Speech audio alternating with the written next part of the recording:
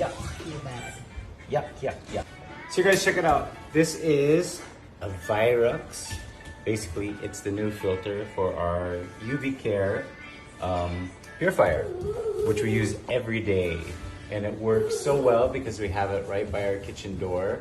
And whenever the kitchen, the oven's on, or there's stuff cooking going on, and there's smells from cooking, it turns red and everything, and you can tell. And then when it goes back down to green, then that means you're good to go. But you do have to check your filters because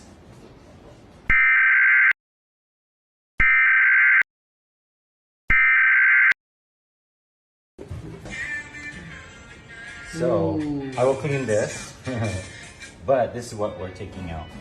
This is the layer 2 HEPA filter.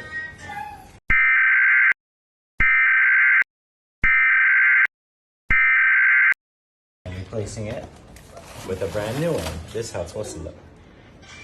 So this thing really works.